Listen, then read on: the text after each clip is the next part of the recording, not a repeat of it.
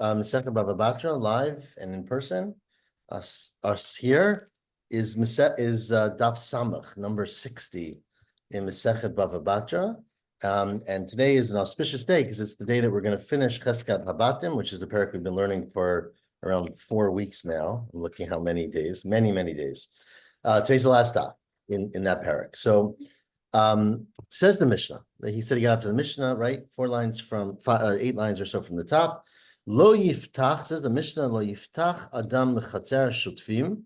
Let's say a person has a courtyard, a chatzer. Oh, Charlie's joining. Great. So, yeah.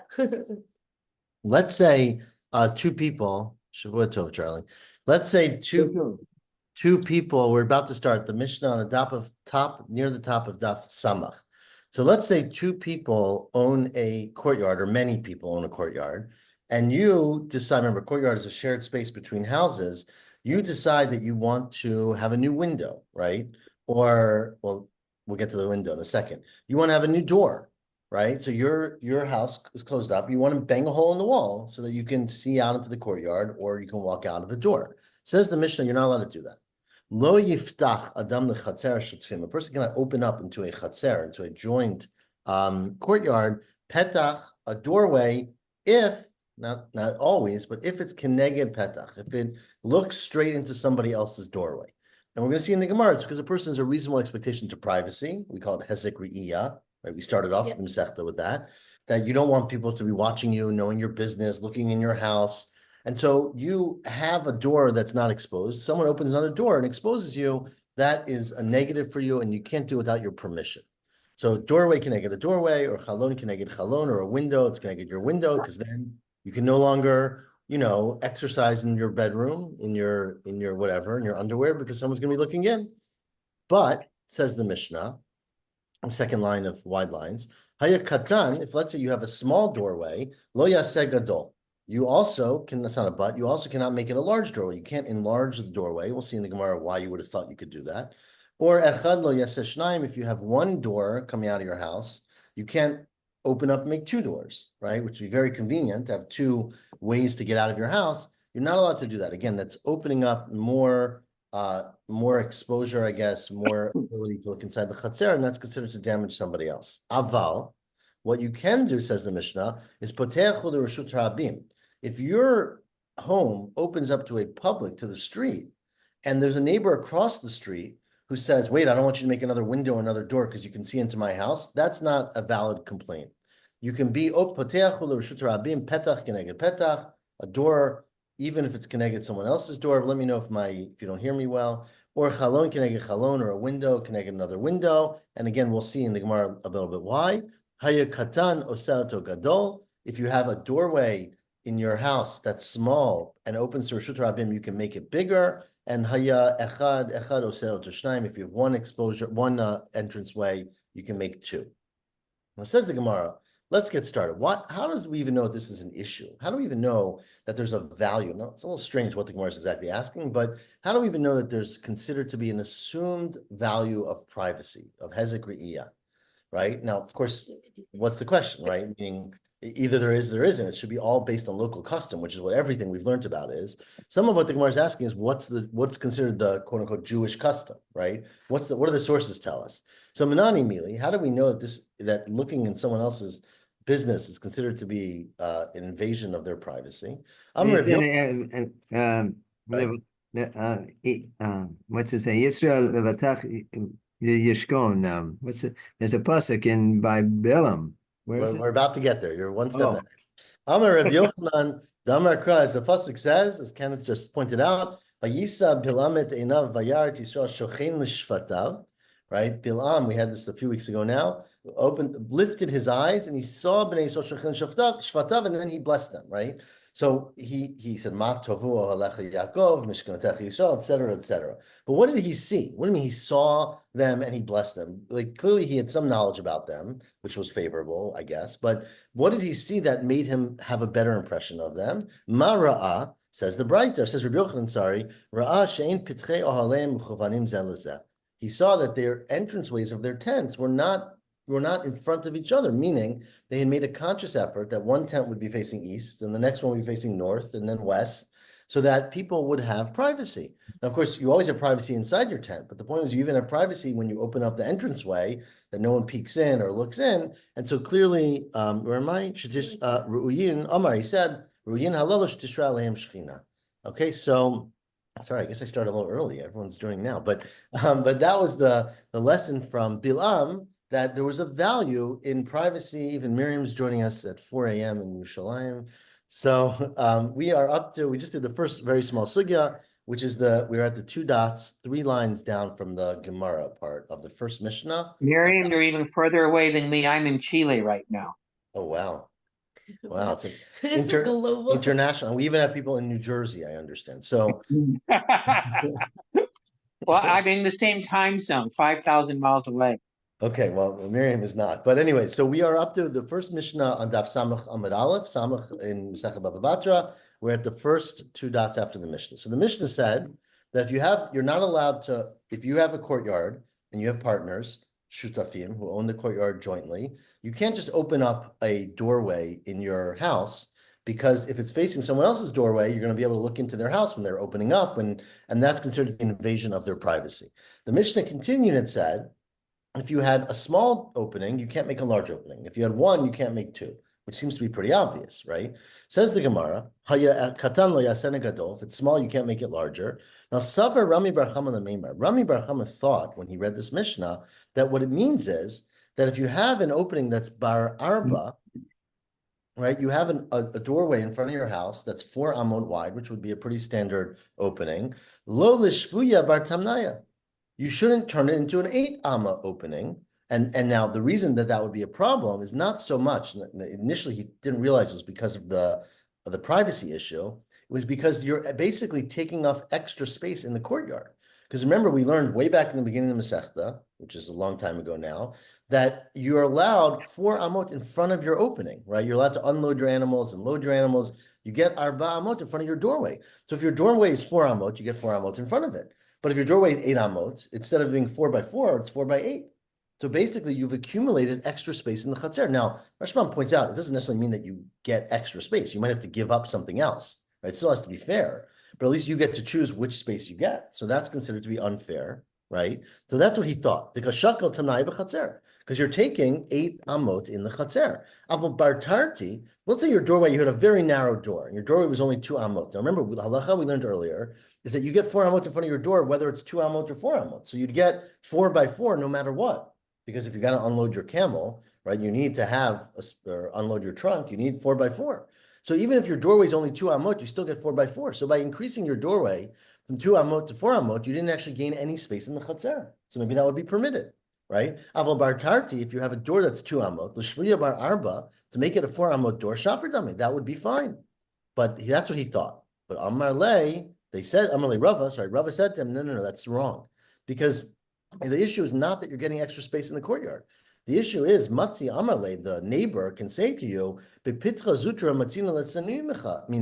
when you had a small entranceway, I could, run by in my bathing suit really fast, and I wasn't really worried about anything, because I can hide. But when you have a big opening, it invades my privacy, and I cannot get my privacy, and therefore we had a deal. What was agreed upon in the Chatzer was that you had a 2 amot doorway. You can't unilaterally change that. You can get my permission, you can buy me out, whatever it might be, but you can't do it unilaterally. Continued the Mishnah, the same idea. Echad lo yaseh shnayim. If you have 1 opening, you shouldn't make 2. And again, Savar Rami Bar Chama Lamemar, Rami Bar Chama thought to say that the point here is that if you have a doorway that's 4 amot, you shouldn't make a second doorway that's 4 amot, right? Because you're taking up extra space in the courtyard, because you get 4 by 4 in front of every doorway. To bar arba'ah, lo lishvuya and not another 4. You can't split your 4 amot door into two amot doors. So you have the same opening, but remember, because each doorway now buys itself 4 by 4 amot in front of it. So by having 2 doorways, you actually have more space in the Chatzer to unload and unload. So what he thought it meant was bar arba'i. If you have a 4 amot doorway, lo lishvuya trei b'nei tarti.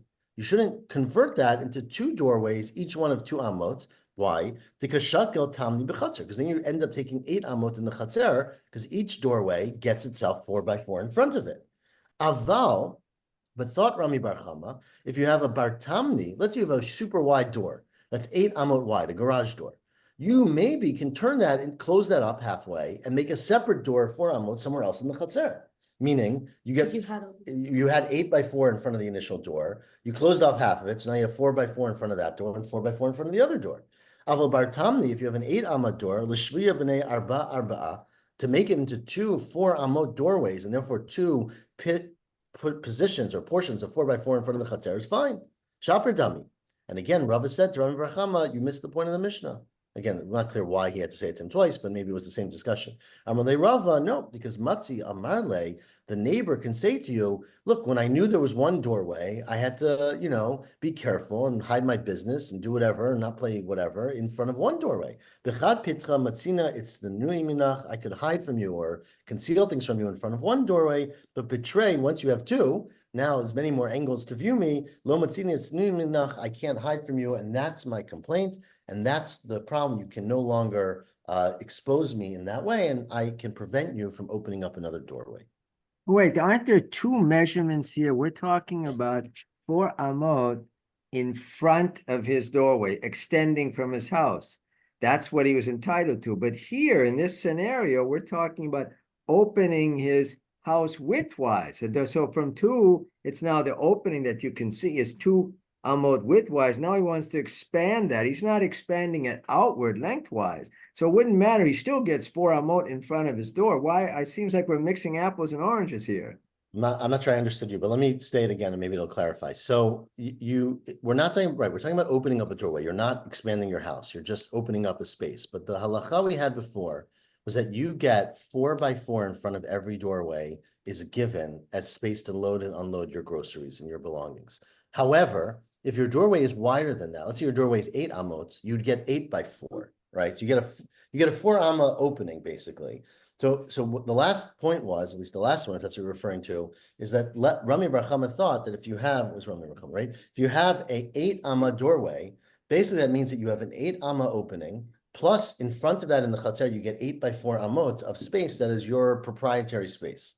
You're suggesting now, the person who owns the house, let me close off half my doorway, so it's only 4 amot, and I'll make a second doorway, on the corner, on the other side, not the down the road, down my house, so that I can get in and out more easily, right? Which is a very logical thing.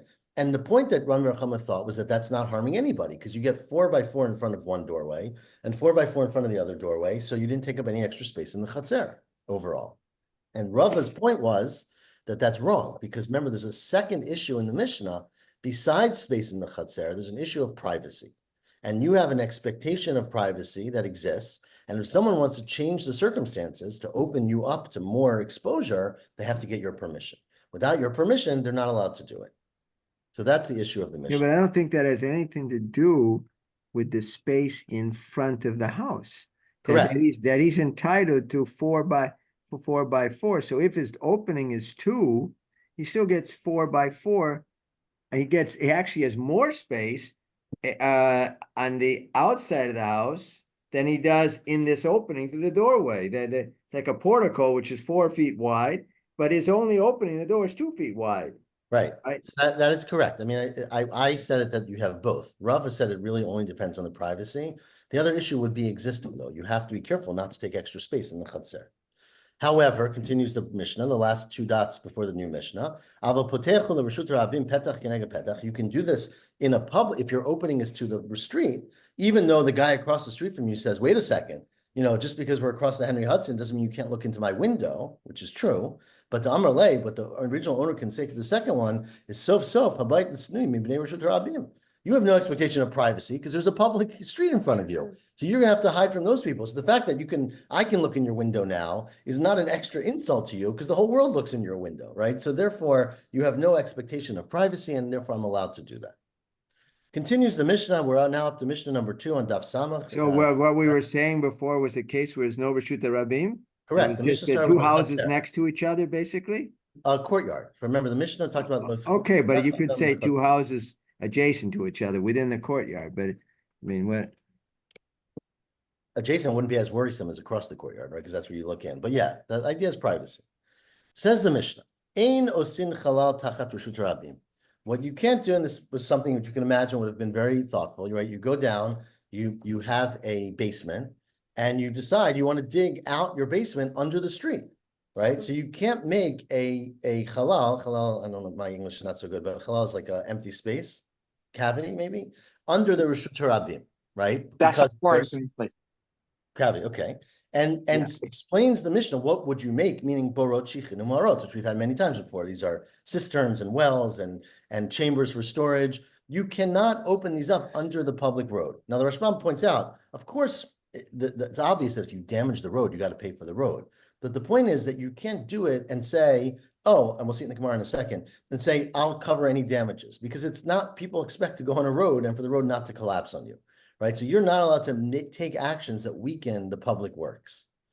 Rebbe Eliezer says, 1 second, that's not so true. You can do a test. You can do a stress test.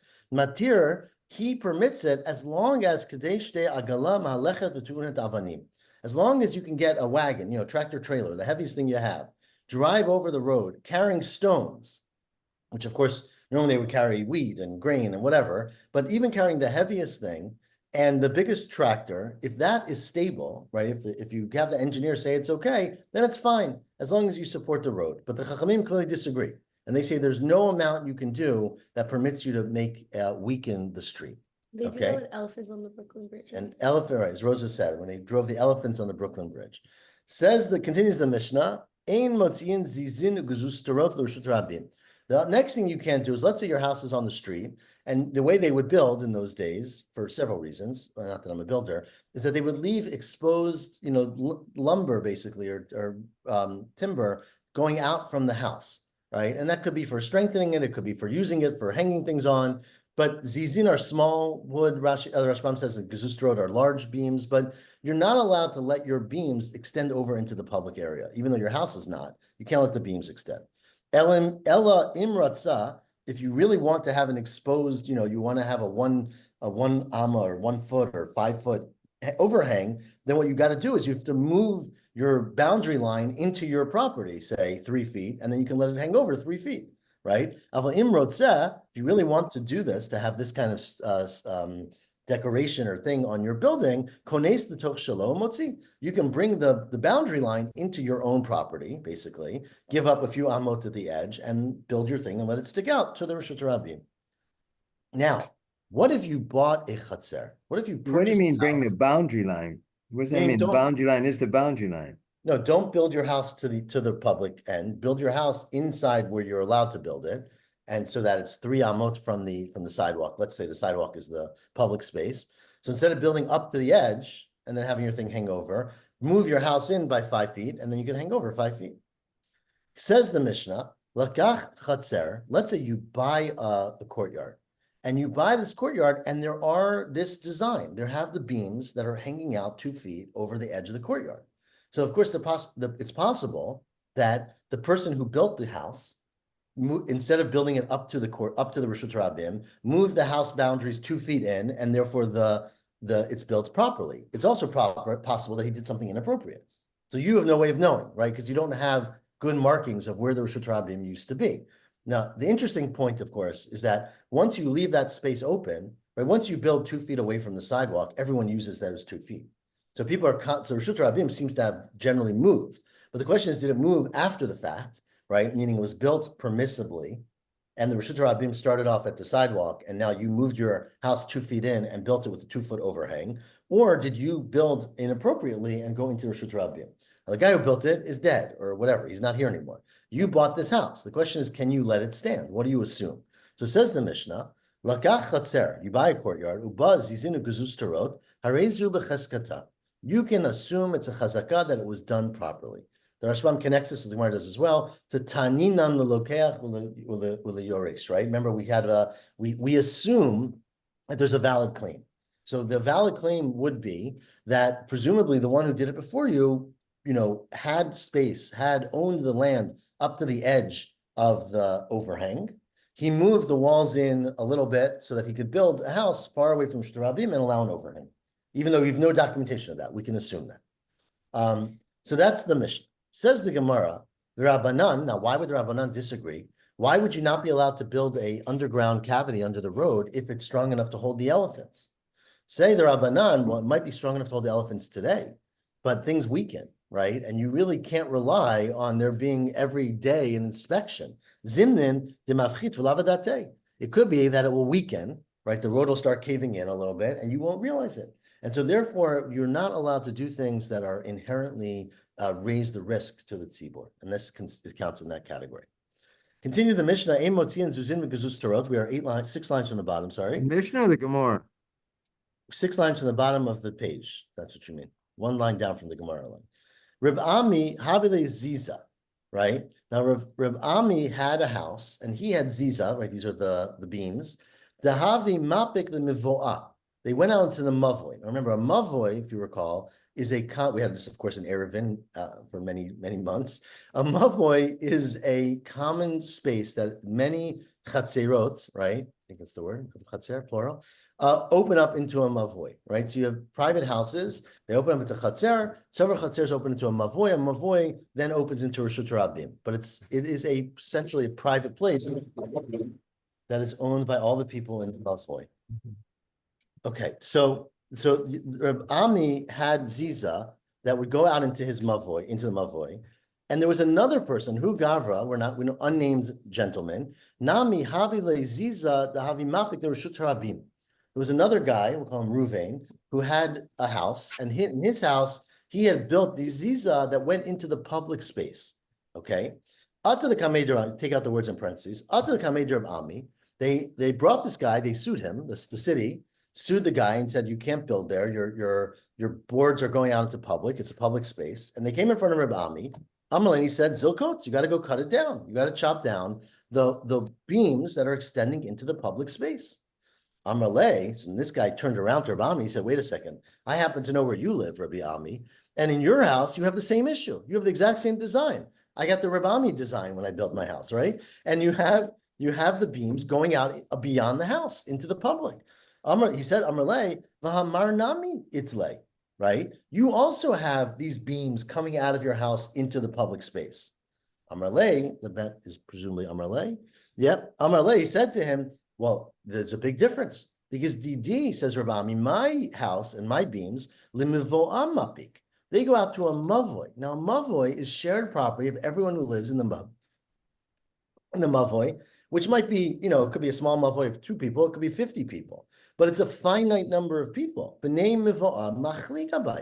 people in the Mavoi forgave me, allowed me to do it, meaning I built it. I asked permission, or there's a big question, do you have to ask permission, or 3 years pass and no one says anything? Either way, nobody in the Mavoi minded. So I can do it because it's true that my beams are going out into a public space, but there's a finite number of people in that public and they allowed me to do it, right? But Didach, yours is the Reshut Rabim Mapik. Right, yours goes out into a public space, a completely public space, and by definition, man machal gava. Who can forgive you? No one can represent the tzibur. So fundamentally, you can't ever say the city forgives me, right, or the whole community, and therefore yours is prohibited. You got to cut it down, and mine, although it's actually the exact same thing, because it's in a mavoi, is permitted. Now, Reb Yanai. But how does Reb Ami judge in this case? Isn't he Nogea b'davar? You mean because it would affect him? No, I mean, but normally a judge recuses himself if he's got something similar. How does he even? This fellow went to Reb Ami, right? Reb Ami said it wasn't similar. That was exactly what the plaintiff said. Is that Reb Ami shouldn't be a good judge? But I mean, I thought you were asking the other question. Reb Ami is part of the Bnei Reshut Rabim, so in some ways it is personal, which is interesting. Well, okay, that's also. But I mean, he's the. That's any case. He's the judge and the jury here. He's he also has something similar. He shouldn't be judging here. Well, you can discuss that with the judges, but usually judges decide whether there's a conflict on their own. But anyways, continues the Gemara, 3 lines from the bottom. Rabbi Yanai, who will see a case of a conflict of interest here. Rabbi Yanai, he had something which our Mishnah didn't address, but is obviously a very similar question. He had a tree, and the branches, the tree was in his courtyard, but the branches went over the fence and were hanging over the public. We have that. Now, I mean, that's very common, right? People have trees hanging out to the street. So that should be prohibited for the exact same reason. You're interfering with commerce, right? The trucks can't go by, whatever damage Gezus Tarot do in Rishut Rabim, the Elon does the same thing. So Rabbi Yanai had a tree. Now, he never did anything about it. He must have assumed, we'll see in a second, that, people like my tree. They're waiting for the bus stop. They can sit under the tree and they can get some shade. But he didn't do anything about his tree. But Havi Hahu Gavra, there was another man in his town, the Havi Le Nami Ilanotel Rishut Rabim. And that guy had a tree down the block that had also went over to Rishut Rabim. And the public works people or the neighbors brought a case. Ata b'nei Rishut Rabim havikam akvi alayu. The b'nei Rishut Rabim came and said, we want you to get rid of this. It's bothering our view. It's bothering our trucks able to go by. Rashi, the Rashbam talks about, they would go by with big loads, and if branches came down, it would interfere with the traffic. You could see why, especially if you have a narrow street. So the people came and they said, we want you to cut it down. So Ata the Kamed Rabbi Yanai, this is like judge shopping, right? So he came to Rabbi Yanai to hear the case because Rabbi Yanai also has a tree. Amar Le, now Rabbi Yanai, he sits down and says, I got this case in front of me of Ruvain, who's got a tree, and the people want him to cut it down. What's the halacha? Now Rabbi Yanai knew the halacha from our Mishnah, but Rabbi Yanai said to the guy, Amar Le, top of Daf Samach Amabet, can you do me a favor? I'm really busy right now. Zil ha'idna, go, leave me now. Talamachar, come back tomorrow morning. Okay. And that night, of course, Rabbi Yanai got a chainsaw. The Laila, that night, Shadar, Ravami went out, Katzialahu Didei. He cut down his tree. There was the part of his tree that went over to the public. Because Rabbi Yanai, we'll see in a second, realized that he was also guilty of this. So the Machar, now next morning, the other guy doesn't know about this. So he comes back for his winning court case. Ata Lekane, he comes in front of Rabami. Amalei Rabami says, sorry, you got to cut down your tree. The public doesn't like it. Your neighbors have a right to complain. Zilkots, you got to cut it down. And of course, this guy had the best line. Amalei said to Rabami, what do you mean? Hamar nami yitlei. You also have a tree. I'm just doing what you did. Amalei said, well, go look again. Zil chazi. Go come to visit my house. Eat kots didi, kots didach. If I cut my down, you got to cut yours down. Ilo kots didi, lo takutzat. You shouldn't have to cut down yours. Either way, he basically said, sorry, it was a good try, but I cut down my tree. You got to cut down your tree. Now says the Gemara, 1 second. What exactly was going on? Why did Rabami have the tree to begin with? What did he think it was permitted, and what happened now? So my Yikar and my Savar, what did Rabami think initially when he had his tree in the public? Well, it was so for my Savar. Answers the Gemara, Meikar Savar, initially he thought, I'm doing a favor for people. The people on the street, they have shade. They're walking down a hot road and there's no protection. All of a sudden they have this 10 amot of protection. They might be very appreciative. But kivan de chaza to come akve, once I saw they had a claim against this other guy, right? I realized, presumably, that the reason no one has said anything to me is because I'm Rabami, right? Not because they love it. It's because they're kind. But to some other Joe Schmo, they don't care. So I realized that, in fact, this could be a nuisance to the public, right? Sorry, where I saw Hadar, where am I? Kivan the chazad to come akvi shadar katzia. I went and I cut it down. So I realized from the claim, I read the whole plaintiff's claim, which is that this tree is such a nuisance, we can't have our camels go by. I realized everything that they're saying applies to me too, and I'm going to go to cut down my tree. Ask the Gemara, I love this next line in the Gemara. It's a beautiful, beautiful line. Ask the Gemara a question, which is, so I hear Rabami was sitting in court. He had this great epiphany that his tree was inappropriate. Why didn't Rabami just say to the guy, you know what? You should cut down your tree. And when the guy said to him, what about your tree? He would say, yeah, I realize I'm wrong. I'm going to go cut down my tree as well. Right? Why did he have to have this whole story? Come back tomorrow, cut down his tree. Like, tell him I recognize I'm wrong. So ask the Gemara, why did he lay? Why didn't he just say to the guy, Zil kots didach, go cut down your tree. V'hadar kots didid, I'm going to go cut down my tree. Right? Why do you have to do it and have him come back? Says the Gemara for a beautiful, beautiful reason, which is Mishum Deresh Lakish. And we've had this many times, and we'll have many more, the statement of Reish Lakish based on the pasuk in Tzefanya. The Amar, as it says, Hitkoshishu v'koshu, go and it literally means pick up the kash, pick up the weeds and the stuff, and others will do the same. But said Rish Lakish, the way we understand that pasuk is kishot atzmicha. You go and gather your problems up. V'achar kach kishot achirim, and then you ask other people to take care of it. So even saying to a plaintiff, you're right, I made a mistake, I'm going to go cut down my tree is inappropriate. Take care of your problem first, meaning cut down your tree, and then you could say to somebody else, it's time to cut down the other tree. So beautiful statement, and obviously we're gonna talk about this when we get eventually to Erechin and talk about Lashon Hara and Tochacha and all those things about, you know, when you can say something to somebody else when you do the same thing yourself. But continuously, the Mishnah now we are. Why did he think he could do it? Sorry?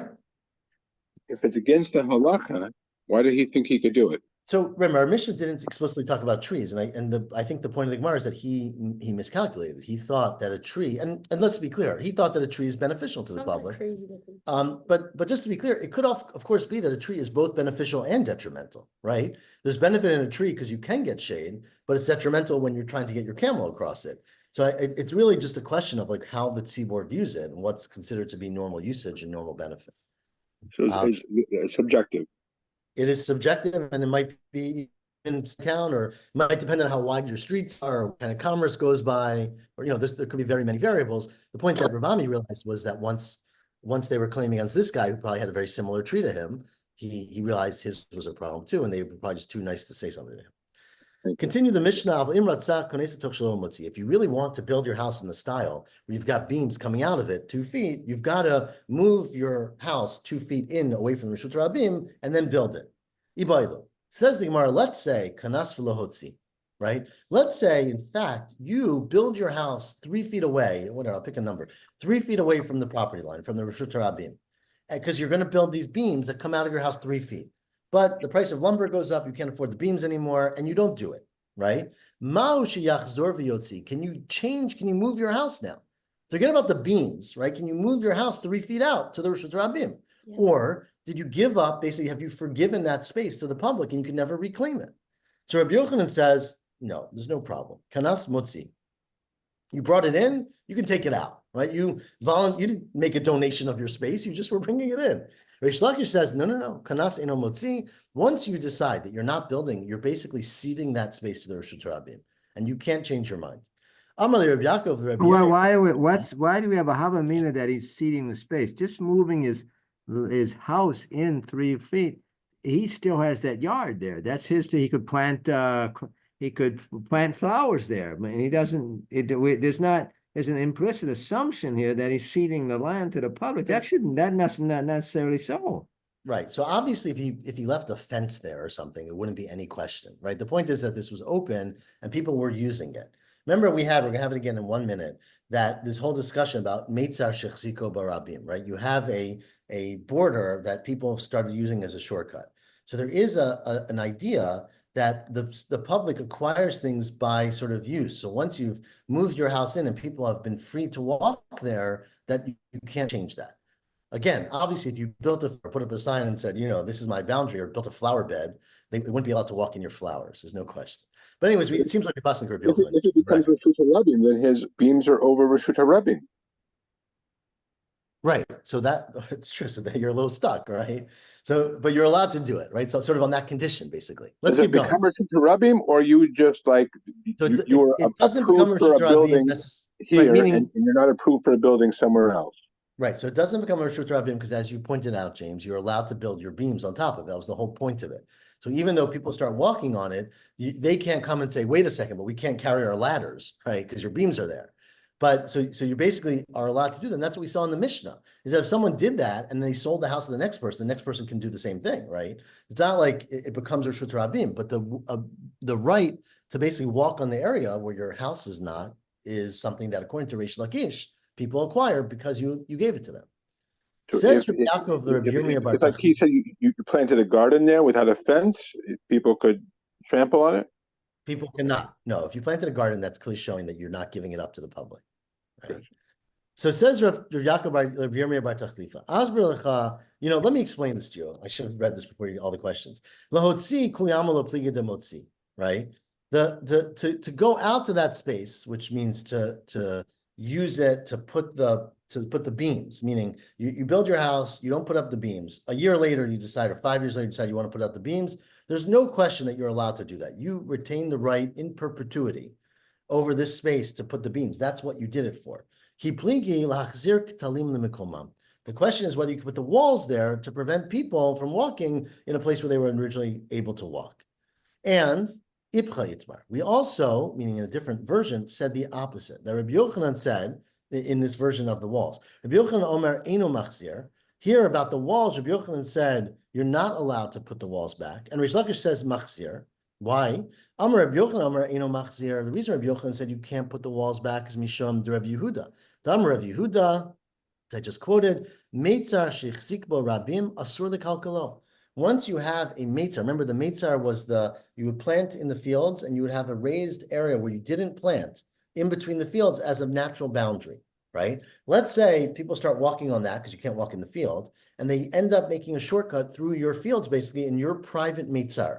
And then after 5 years, you decide, I want to plant corn on that and to want to get rid of the meitzar. You're not allowed to, because once the public has used it and you haven't stopped them, you can't take it away from them. And that's a similar situation here. Reish Lakish disagrees though. Reish Lakish says, no, you can be machzir because hani mili hecha deleka ravcha hacha ha'ika ravcha. The reason that you're not allowed, that you can't do it with the meitzar is there's no other space for them to walk, right? This is the only way for them to get through. By blocking them, they're not going to get through. Here, there's a reshut harabim. You just added 5 feet to it. So yeah, it's a little bit nicer.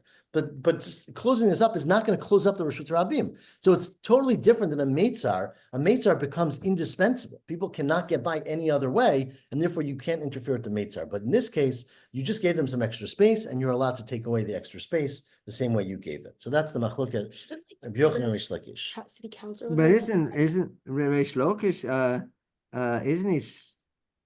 isn't he soter atzmo? Because before he said you cannot return. Now he says you can return, right? So there's different versions of what Reish Lakish said. In the first one, we thought he was talking about the overhanging, and he said you couldn't. And now we say that, in fact, he was talking about the door, and he says you can. It's the ipcha, it's the opposite. So it's not so we heard 2 different versions of Reish Lakish. So we don't know what he holds then. We don't know for sure. We have 2 different opinions. We are the 4th to last narrow line. Amar Avuna, maybe 5th. I'll read the 2 dots. Laka chatzer. You buy a courtyard, and in your courtyard there are beams that go out into the Reshut Rabim, right? So now we said in the Mishnah, you can assume that they now go into Reshut Rabim, but when you built it, they did it, right? That was either built with permission somehow, if it was a courtyard, or it was brought. You basically brought your house into your property 5 feet so you can build this out. So it says the Mishnah, Lakach chatzer ubaz zizin guzuz starot harahi becheskata, and you can keep it up. Says the Gemara Ravuna. Nafla. What if it falls down, right? What if your house collapses in a hurricane? And can you rebuild it with the same boundaries with the things going out into the Reshut Rabim, right? Or do you say now you can't, unless you can prove it's private, you can't do it? So it says Ravuna, Nafla chozero baneoto. You don't have to worry about that. If it falls down, you can rebuild it, meaning you can assume not only was it built okay, but that you actually own the property. Ask the Gemara, is that true? Meitve, what about the following Braita? The Braita says, this is nothing to do on surface of our Mishnah, a lot to do with our time of the year. The Braita says, Ein misaydin, ein mechayrin, ein mafayichin bizman hazeh. You can't plaster, or I don't exactly know how you translate mechayrin. Kior is like another kind of layer of surface. Someone might have an English for me. And mifayichin means drawings. You can't paint very nicely. There's all kinds of color. Lime. Adding lime. Okay. You can't cover your house with beautiful lime or painting or, really professional nowadays, meaning because of the destruction of the Beit HaMikdash. We have to leave all of our houses partially unfinished, right? But let's say you buy an old house that was built before the Beit HaMikdash was destroyed or something, and it's already has those features. Lakach chatzer misuyedet or michuyeret or mifuyechet. Then you can assume it was done before the time or was done by a non-Jew, whatever reason it's permitted. But says the Braita, nafla, if it falls down, eino chozera boneoto. You're not allowed to rebuild it. So just because you lived in a house that had a beautiful painting on the side, Now, since nowadays you're not allowed to paint your house beautifully because of the destruction of the Beit HaMikdash, if your house falls down, you can't rebuild it. So why don't we say the same thing in our Mishnah, or according to Rav Huna, I guess, about a house that goes into Reshut Rabim, and answers the Gemara, of course, the big difference, Isur Shani. There, the whole point is Isur. Now, Isur meaning it's not because of property rights, it's because we don't want you to be happy when the Beit HaMikdash was destroyed, right? So that's the Isser. There's an Isser on building a beautiful house. So if you live in one that was grandfathered in, that's one thing. But if the house falls down, you can't rebuild it. In our Mishnah, we're talking completely about property rights, right? About ownership, not about Isser, not about morality. And so the question really is, do you have rights or not have rights? And says Rav Huna, if you had rights when you bought it, you have rights when it falls down. Now, while we're on the topic, let's discuss the Beit HaMikdash, right? Tana Rabbanan, the first wide line, Lo yisod adam et beito b'sid. You should not cover your house with plaster, which is considered to be very fancy and nice and seals it in.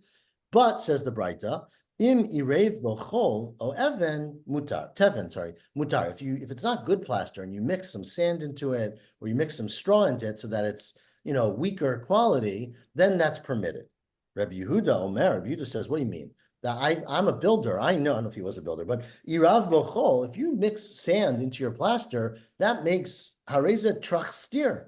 Is that the right word? Trachsid.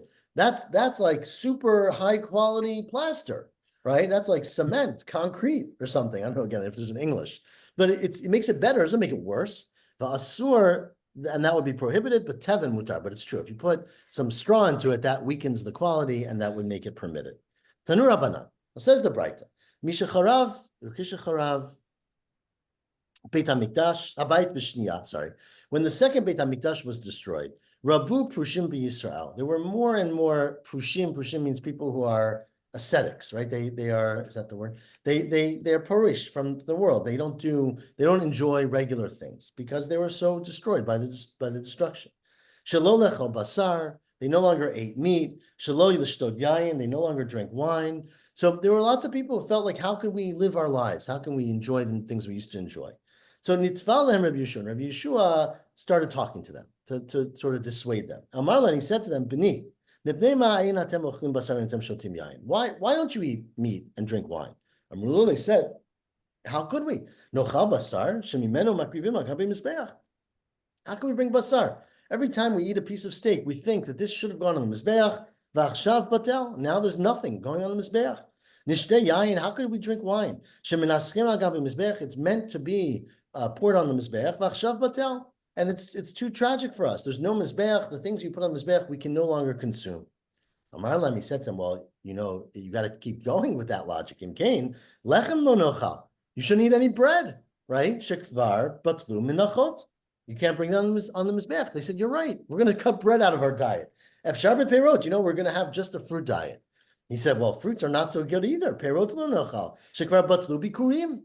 You can't bring bikurim anymore, right? There's no Beit HaMikdash. There's no mizbeach. There's no mizbeach. So you can't eat fruit either. They say, you're right. We're going to be stuck out with all the fruits of bikurim. Efshar beperot achirim. What about the other perot that you don't bring? You only bring bikurim from the shiva minim. So we'll be stuck eating oranges for the rest of our life, right? So he said to them, well, mayim lo nishteh. You shouldn't drink water, right? Because we're coming up to Sukkot soon, right? Shekvar bitel nisucha mayim shatku. They realized that obviously their logic was faulty. So, but of course they were sad. So Amar lahen, so he said to them, look, bini, my sons, my people, let me explain to you. Bo v'amru lachem. Right? Let me explain to you the way I view this. Omer lechem. Shelo letabel kol ikar ifshar. Right? To say that we should not change our lives at all and there should be no mourning for the destruction of the Beit HaMikdash, of course that's impossible. Shekvar nigzra gzeira. Because unfortunately it happened. I mean, the reality is that the world, that our people were destroyed and the Beit HaMikdash was destroyed. Of course you're going to be mourning. I get it. But letabel yoter midai ifshar. But we also never make a rule that you have to mourn yoter midai, too much, in a way that severely impacts your life. And the reason for that is, again, a very famous dictum, she'ein gozrin gzeira al tzibor. You never make a takana, a decree on the public, elen kein rov hatzibor yicholin lamod, unless it's something that most people can live with. Meaning, even though you individuals can live that way, it's not the way we make gezerot. We never do it in a way that only can be tolerated by individuals. It has to be something it can be tolerated by the general people who are affected by the gzeira. And we learn that from a pasuk. We derive it from a pasuk. It says, "B'me'ira atem ne'erim," right? You were cursed. Ti atem kovim hagoy kulo. Something that in Yirmiyahu happened to the entire nation, meaning the things that happen to us have to be national, right?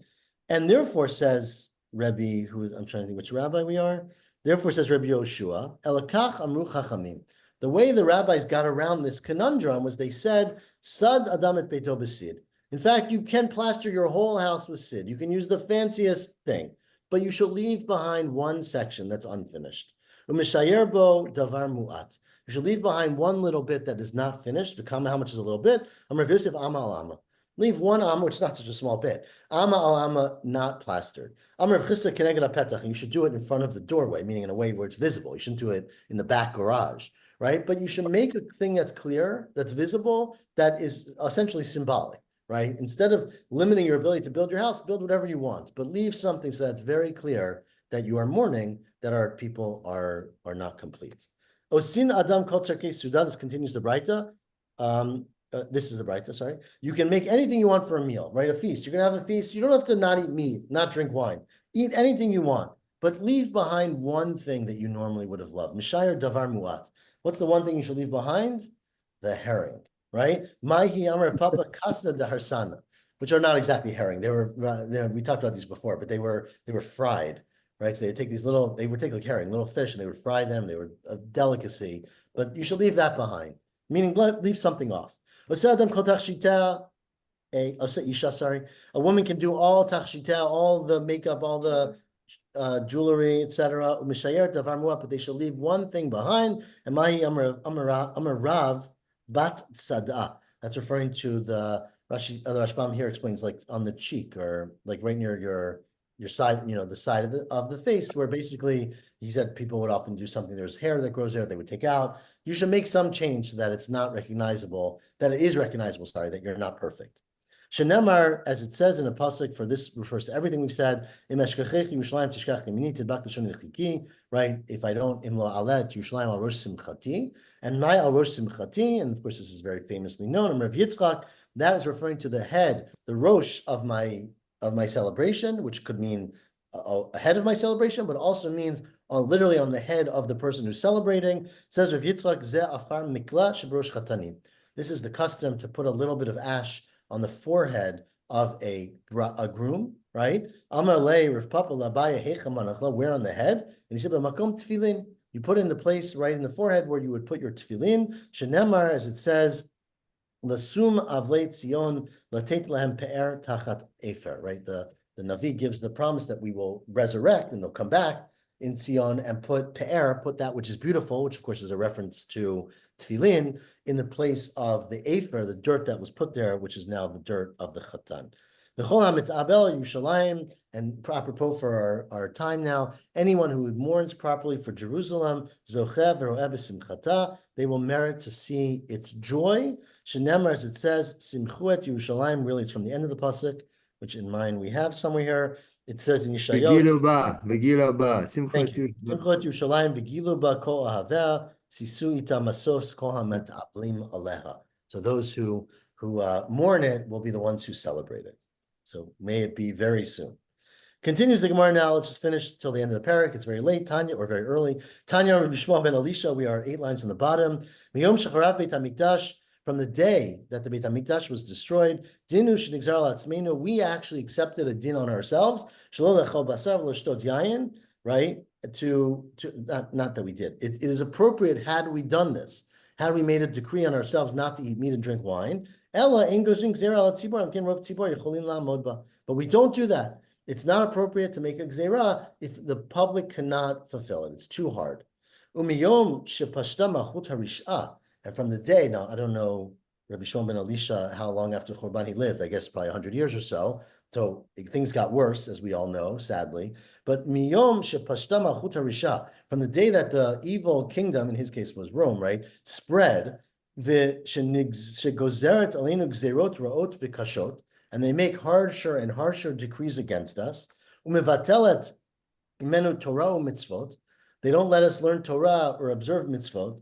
Ve'in menachet otanu likanes l'shavua ben, They don't let us gather together for Shavua Ben, which we learned this. We had this Gemara in Bava Kama. Shavua Ben there was a big debate actually, but we understood it meant Brit Milah, right? The thing that happens after the week of the sun. There's some opinions that they had a whole week of celebration leading up to the Brit Milah, and that was the Shavua Haben. But either way, they don't allow us to gather for Shavua Ben. The next words are also debated whether they should be here. Amrile Yoshua Ben, some say for the Yoshua Ben, which we learned there meant the Pidyon Ben, right? But some take it out because they're like, why would Pidyon Ben be so challenging? Just give money to someone. Either way, they don't let us do these mitzvot, right? So dinu, so really in pure logic or pure din, it should make sense. We should just, cancel the whole business. We shouldn't get married. We shouldn't have children because our children are not allowed to get Brit Milah. Our children will not be able to do mitzvot. We're not going to be able to follow the Torah. So that's really what it should be, right? And what would end up happening, it's not clear here, this should be or wouldn't be, it will end up happening that we'll end as a people because we can't do it anymore. Ella. Who was this king, the Rasha, Malchut Rasha? He lived in the time of the Romans. Who? The Tana of the right, Yishmael ben Elisha.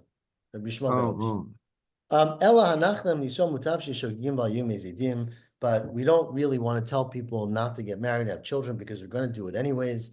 So rather than make a gzera and say that they shouldn't do it, we allow them to do it and let them be shogigim v'ayidim nizidim. Of course, the logic what I just read to you, which is really what the Rashbam says, is a little bizarre, right? Like really, why in the world would we tell people to not have children because they can't do mitzvot? And of course, this was the claim of what's her name to her father, right? Amram's daughter, Miriam.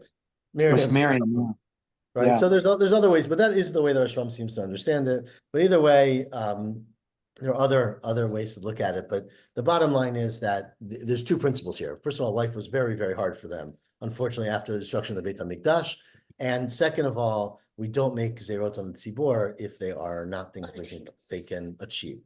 Hadrin Allah cheskata batim, and God willing, tomorrow morning or tomorrow afternoon, as it may be, we're going to start a new parak, Hamocher Abayit, which will continue our discussions of contract and property rights according to our Masechet. Well, it's the Rashbam that basically quotes the Gemara that we saw earlier. The mission La'amod ba'ad yevet nimtzum mizidim hilchak lo gazrinan, right?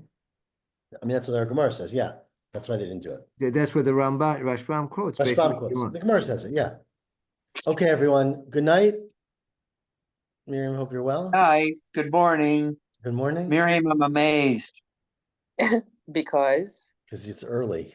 It's early for you. it's okay. I'm gonna go to the Kotel Davin now, so it's fine. Wow. Okay. That's what I do every morning. So wow. Okay, 7:45 a.m. Eastern time. I don't know what that is in Israel. I may not make it. That's Okay. 1:45. We'll see. All right. Okay. Thank you. Shavua tov. Shavua tov.